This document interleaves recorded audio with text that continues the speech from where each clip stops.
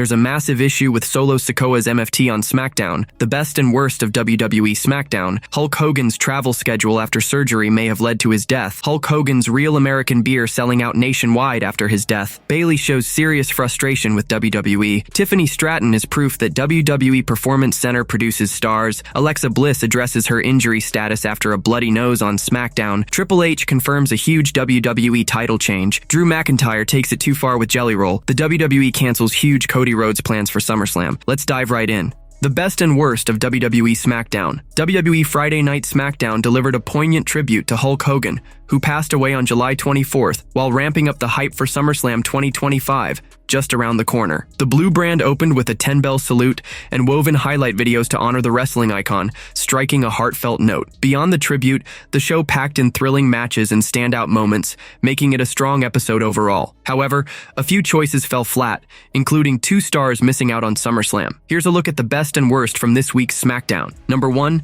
the best, Jelly Roll shocks with Mike Magic. After the Hogan tribute, SmackDown shifted gears with Logan Paul hosting a live Impulsive TV. When Jelly Roll interrupted, fans braced for a letdown, but the rapper stunned everyone with a natural, gripping promo that echoed the charisma of Dusty Rhodes. His ease on the mic and a surprising black hole slam silenced doubters about his place in WWE. While he's yet to wrestle, Jelly Roll's debut segment proved he's a star in the making, stealing the show early. Number 2, the worst. Triple H overlooks Aleister Black and Damian Priest. One major misstep stood out. A promo and video package built up Aleister Black and Damian Priest's feud, but their match was set for next week's SmackDown, not SummerSlam. This feels like a blunder by Triple H. Aleister Black's intense style demands a premium live event spotlight, and Damian Priest, fresh off a world title chase, is too big to skip the card. Choosing a Sami Zayn versus Karrion Kross match over this bout for SummerSlam is a puzzling call. Number 3, the best. Kiana James returns after 372 days. A backstage moment saw Zelina Vega confront Women's United States champion Julia,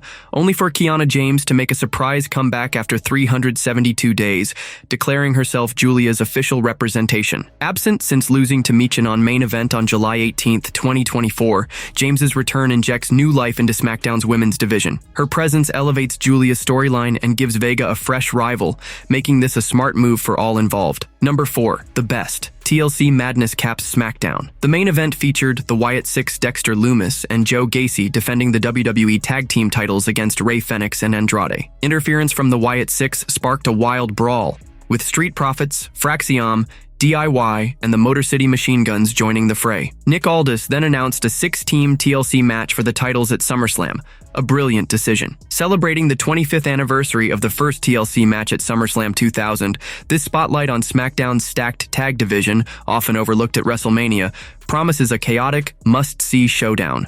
Hulk Hogan's travel schedule after surgery may have led to his death. The wrestling world is grappling with the loss of Hulk Hogan, and Bubba the Love Sponge is pointing to the icon's grueling post-surgery schedule as a key factor in his passing. On the July 25, 2025 episode of the Bubba the Love Sponge show, Bubba revealed that Hogan's health took a dire turn after complications from back and cervical surgery in May, worsened by damage to his esophagus. Despite doctors urging rest, Hogan kept a relentless pace, jetting across the country to promote his beer company, his new Slam sports bar in New York, his wrestling promotion Real American Freestyle, and hosting karaoke nights at Hogan's Hangout. Had he slowed down and not thought he had to be, at 3 or 4 or 5 different cities a week, promoting his beer in New York, promoting his new wrestling federation, in New York, promoting his new sports bar, at Hogan's Hangout every Monday night for karaoke, supposed to be at Pigeon Valley, Tennessee for the opening of the new Hogan Surf Shop, Bubba said. He argued that this non-stop travel prevented Hogan's body from healing. Had he slowed down and rested, the only thing that was going to repair his esophagus and the complications they had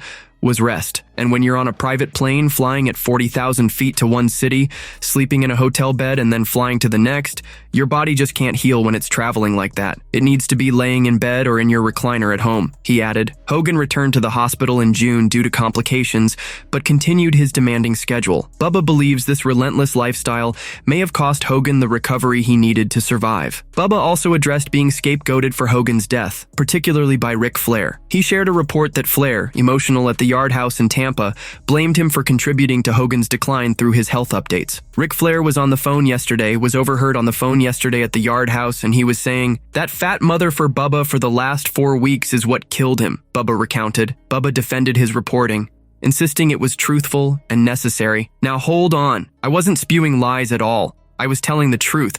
Are we all supposed to live in make-believe land and not? I thought that's the absolute art of journalism. When you get a scoop, you go with it," he said. As grief fuels blame, Bubba finds himself a target, while questions linger about whether Hogan's refusal to slow down played a tragic role in his passing. Hulk Hogan's Real American Beer selling out nationwide after his death. The passing of Hulk Hogan has sent fans rushing to stores, emptying shelves of his Real American Beer across the country. From Florida to New York, retailers are struggling to keep up with the demand, with shoppers snapping up multiple 12-packs and 24-ounce cans, according to TMZ. Around the country, there has been a run on the beer, and people are walking out with multiple 12-packs and 24-ounce cans, leaving the shelves bare, a source told TMZ. Real American Beer, launched by Hogan in June 2024, is working hard to restock so fans can raise a glass to the wrestling icon who died of cardiac arrest at his Clearwater, Florida home. Terry Francis, CEO of Real American, shared that the company remains committed to Hogan's vision, including plans to acquire Hooters, which filed for Chapter 11 bankruptcy in March. Hulk was a passionate entrepreneur who believed in the power of American-made brands and products, and the power of bringing communities across America together. Real American Beer will carry forward his vision and mission with the same passion and purpose, and that includes his desire to bring Hooters into the Real American family, Francis said. She added, "Hulk Hogan stood as a living symbol of what this country believes in at its best: strength, optimism, resilience, and unity. He believed in people, and he gave them someone to believe in." Hogan's death followed rumors of him being on his deathbed after a May neck procedure, though those close to him insisted he was only dealing with post-surgical side effects. Tributes from Vince McMahon, Sylvester Stallone, Ric Flair, Donald Trump, and Mario Lopez have poured in, but fans are showing their love by supporting Hogan's beer brand. However, not all of Hogan's ventures are thriving. Dave Meltzer of the Wrestling Observer newsletter reports that Hogan's iconic beach merchandise shop in Clearwater, Florida, where he often met fans and signed items, is shutting down. Meanwhile, the Hulk Hogan Slam sports bar is set to open across from Madison Square Garden, keeping part of his business legacy alive despite his passing. Bayley shows serious frustration with WWE. Bayley took to social media to express her growing frustration with WWE after being left off the SummerSlam 2025 card just a week before the first ever two-night event. The former SmackDown Women's Champion made it clear she's unhappy with her exclusion from the biggest party of the summer. Popular rapper Cardi B, set to host the event, has been trading online jabs with WWE's women's division. Last week, Bayley responded to a tweet from Triple H about who would step up to Cardi B at SummerSlam, saying she was available, but Cardi B shot it down, telling Triple H to leave her at home on Friday. "Well, you can thank Lyra Val kick me when I'm down. Why don't you for this Cardi?" Bayley wrote after SmackDown, pointing the finger at Lyra Valkyria. On the July 14th episode of Raw, Valkyria defeated Bayley in a grueling 2 out of 3 falls match to earn a Women's Intercontinental Championship shot against Becky Lynch at SummerSlam. Bayley's bitterness was evident in a dark match after this week's SmackDown, where she faced Valkyria again. Before the bout, the role model grabbed the mic, airing her grievances about missing SummerSlam and blaming Valkyria. Lyra won the match, despite Bayley's attempt to cheat with her feet on the ropes. With Bayley also absent from this year's WrestleMania, her absence from SummerSlam stings even more. It remains uncertain if WWE will find a spot for her with only a week left. Tiffany Stratton is proof that WWE Performance Center produces stars. Tiffany Stratton, the reigning WWE Women's Champion, is a walking testament to the success of the WWE Performance Center. In a recent chat with Daisha Jones of PHL 17 News, Stratton praised the NXT system and the Performance Center's role in shaping wrestling's future. She highlighted the diverse talent pool that fuels the program's success. "We have so many athletes from all different kinds of backgrounds. We've got gymnasts, we've got football players, we've got dancers, and I think they all just kind of report to the Performance Center and they train to become the next WWE superstar," Stratton said. She gave a nod to the training system for molding the next generation, pointing to herself as living proof of its impact. "And I think it's so important to have some sort of training center to coach the next in line, the future of the business. And they've been doing such a great job. I am from the WWE Performance Center. I'm a homegrown talent, so I am proof that the WWE Performance Center works," she added. Stratton's rapid rise from NXT to Women's Champion showcases her as a standout success story for the Performance Center, cementing her status as a top homegrown star. Is she the ultimate example of the system's success, or does another talent take the crown?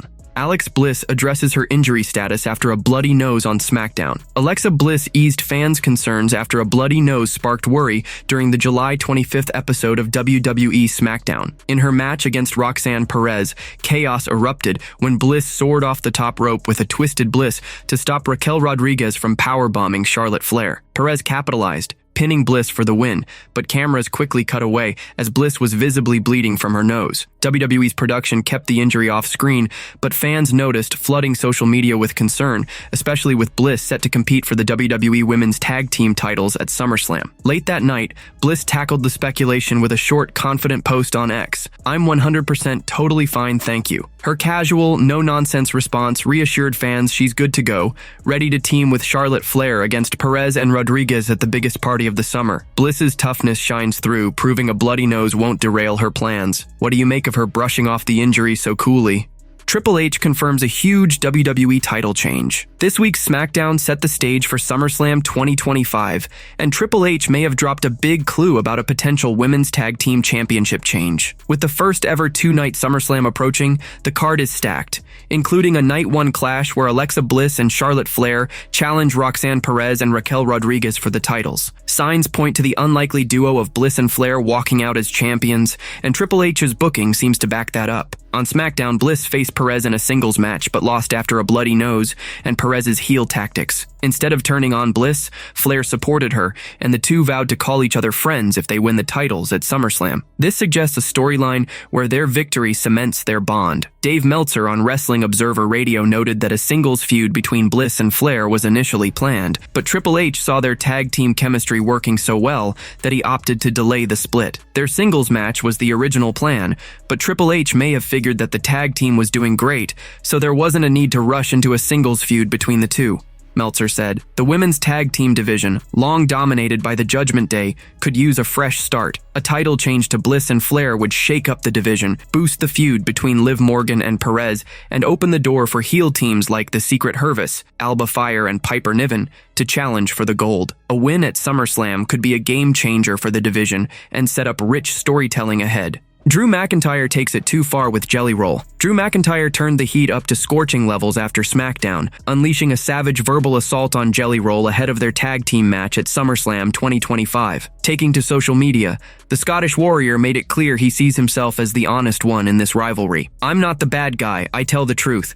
I keep my promises," McIntyre wrote, but his tone shifted fast as he tore into Jelly Roll's recent weight loss and the praise it's garnered. "You're celebrated for being just under 300 pounds for SummerSlam. What kind of goal is that?" he jabbed. McIntyre didn't hold back, comparing the fanfare around Jelly Roll's transformation to the high expectations placed on his own physique. "You're celebrated for not looking like an advertisement for diabetes anymore, while people expect Drew to be the most jacked guy around," he added. He then questioned Jelly Roll's dedication to wrestling, accusing the country star of treating it like a side gig. "This is just a hobby for you, an ego trip. This is my life," McIntyre stated. Even Randy Orton, Jelly Roll's tag partner, caught some shade, with McIntyre expressing disappointment in the Viper's choice of teammate, but his focus stayed locked on Jelly Roll, promising a brutal reckoning. "I'm going to beat the F out of you. This little dream of yours is going to become a nightmare," he warned. With the tag match, McIntyre and Logan Paul versus Jelly Roll and Orton, set to explode at SummerSlam, this feud has become deeply personal. Has McIntyre gone too far, or is his raw intensity exactly what the biggest party of the summer needs?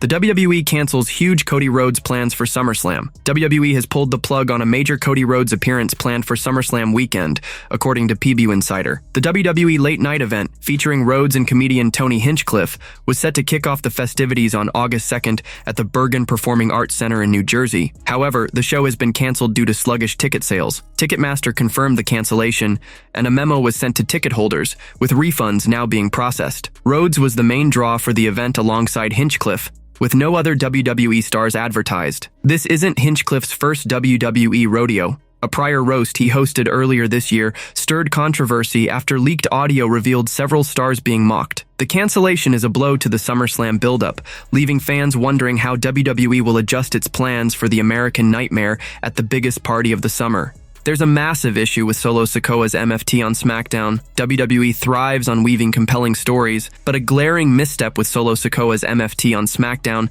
has exposed cracks in their narrative. Arrest angles are a staple in wrestling, often followed by explanations of how the star was released. However, WWE dropped the ball with Sikoa, leaving fans scratching their heads. Last week, Sikoa was arrested on SmackDown after a storyline revealed he framed Jacob Fatu for a car accident that injured MFT's Tonga Loa. Fatu was briefly detained but cleared when video evidence pointed to Sikoa as the culprit, leading to his arrest. On tonight's SmackDown, Sikoa returned prominently without a single mention of his arrest or how he was freed. The commentary team stayed silent, ignoring the plot hole entirely. This lack of kayfabe continuity has sparked criticism, highlighting WWE's sloppy storytelling. Inside sources, speaking on Sportskeeda Wrestling's Bro Down, slammed another aspect of MFT's booking. They questioned why the referee allowed MFT to linger ringside during Fatu's match with The Miz, calling it lazy booking. So you got the match between Fatu and Miz. Here comes the MFT. Why in God's name is the referee allowing them to hang around ringside, man? That's what I hate. That's lazy booking because I could tell you this. Anybody can go back and watch the Attitude Era. If anybody did a run-in, they did a run-in, and as soon as they did a run-in and did something, the ref would throw them out. They didn't hang around ringside for 10 freaking minutes. This is what I hate about what they do. Why wouldn't the referee send their A to the back? The source said. The escalating feud between Sikoa and Fatu is set to explode at SummerSlam 2025 in a steel cage match for the United States Championship designed to keep MFT's interference at bay. While the rivalry's intensity is gripping, WWE's failure to tie up loose ends with Sikoa's arrest has left a sour note, raising questions about their attention to detail.